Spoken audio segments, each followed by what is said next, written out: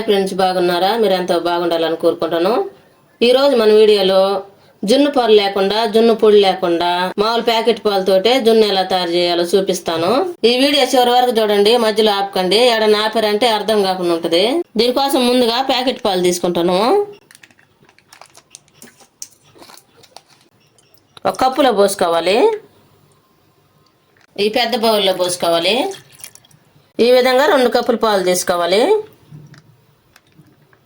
2 కప్పుల పాలు 2 కప్పుల పాలు తీసుకున్నాం కదా, అదే గిన్నెతోటి 1 కప్పు బెల్లం తీసుకోవాలి. ఆ బెల్లం పాలల్లో వేసుకొని నానబెట్టుకోవాలి. ఈ పాలల్లో వేసుకున్నాం.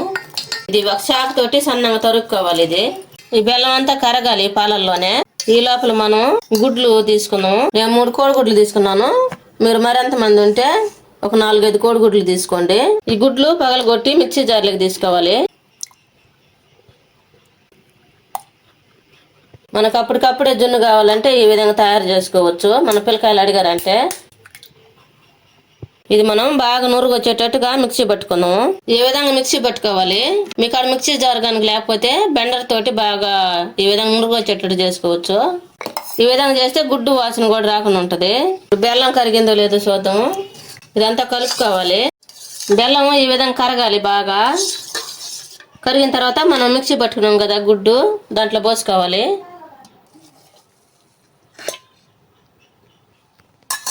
ఒక బౌల్లోకి తేరబట్టి పోసుకోవాలి. బెల్లం వేసాం కదా, పీసులో ఎన్ని ఉంటాయి అవి ఏమి రాకుండా చూసుకోవాలి. ఒక బౌల్ తీసుకొని బౌల్ స్టవ్ మీద పెట్టుకొని ఆ బౌల్లో నీళ్లు పోసుకోవాలి. ఒక 2 గ్లాసులు. అవి బాగా ఏడు చేసుకోవాలి. స్టవ్ మీద నీళ్లు పెట్టుకున్నాం కదా, బాగా తెరలుతా ఉండయి. ఈ లోపల మనం పాలల్లోకి చిటికెడు ఉప్పు వేసుకోవాలి, సాల్ట్. ఆ తర్వాత మిరియాల పొడి వేసుకోవాలి. బాగా మీకు ఆడ పొడి లేకపోతే రోట్లో వేసుకొని నూరేసుకోండి. ఆ తర్వాత ఆలుక్కాయల పొడి వేసుకోవాలి. ఇవి కూడా బాగా రోట్లో వేసి దంచేసాము. ఇవి మొత్తం కలుపుకోవాలి. ఈ విధంగా కలుపుకోవాలి. మీకు మిక్సీ అయినా పట్టేసుకోండి.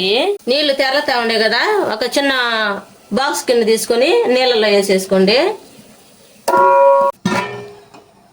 ఈ విధంగా స్టడీగా పెట్టుకొని బాక్స్ గిన్నె పైన బరువు పెట్టుకోవాలి. ఇది పాలు ఇప్పుడు మూత పెట్టుకొని ఉడికించుకుందాం.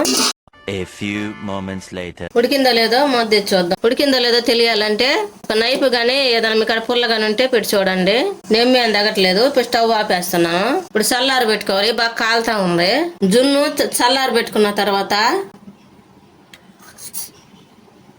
ఈ విధంగా ఉంటది. ఎంతో టేస్టీగా ఉండే జున్ను పాలు, జున్ను పిండి లేకుండా చేసిన జున్ను.